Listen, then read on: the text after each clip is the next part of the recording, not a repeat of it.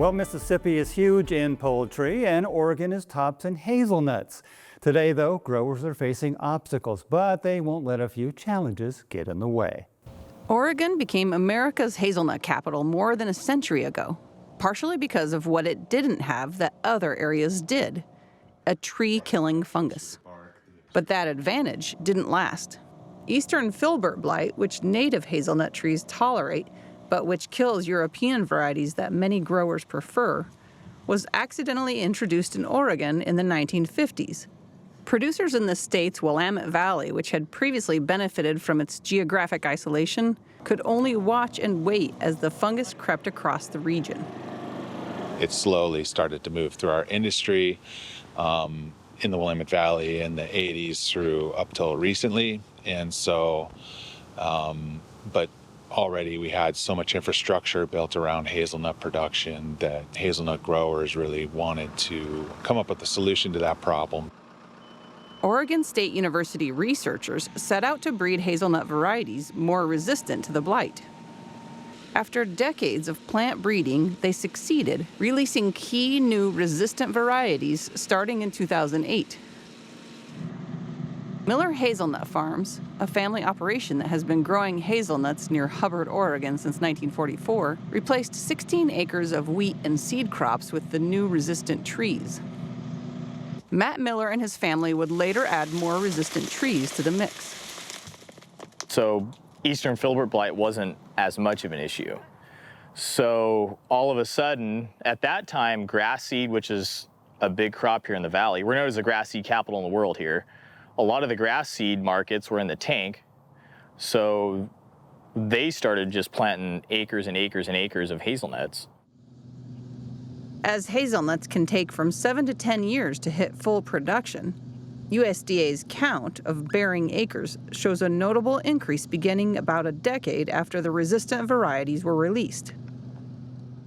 The acreage grew 206% between 2009 and 2024, climbing from 28,700 acres to 88,000 acres. But success brought new vulnerability. As most of those new orchards were hitting full production volume, President Trump's first trade war began, setting off a series of events that caused hazelnut prices to drop dramatically. Historically, Oregon has had a niche market in China for the in-shell hazelnut market. So we sell nuts to China just like this, not shelled.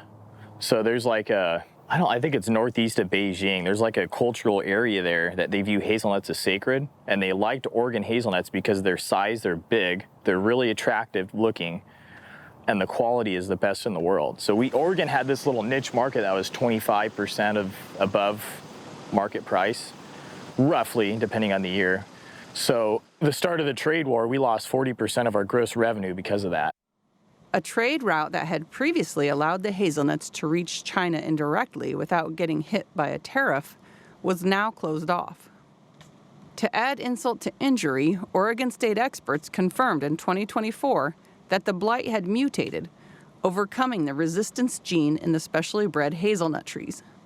Recently, we're learning that there have been some genetic changes in the disease itself that have allowed it to overcome the resistance gene that we've relied heavily upon. So we're still really dependent on improving our genetics for the long-term sustainability of this industry.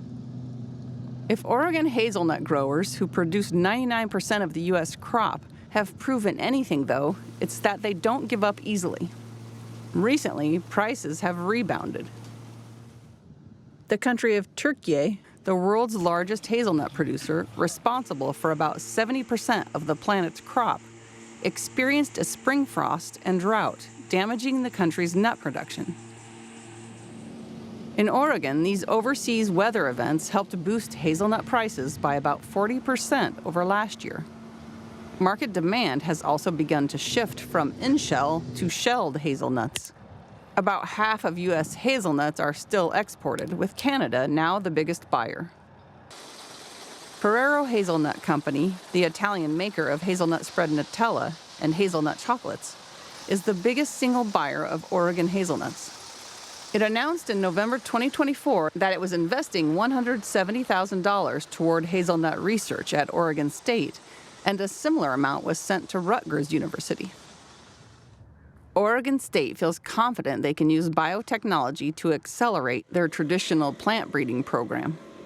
Wyman said they hope to then produce trees with multiple genes of resistance through natural plant breeding.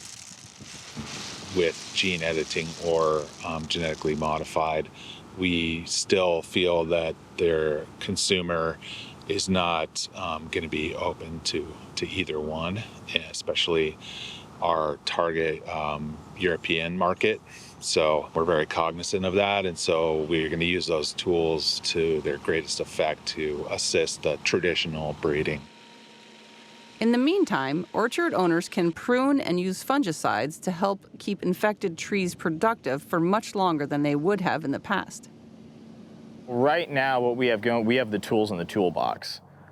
40 years ago, when we as an industry first faced this issue, we didn't know what sprays work, we didn't know how to control it, we didn't know the life cycle, we didn't know anything. Now, we know how to battle it.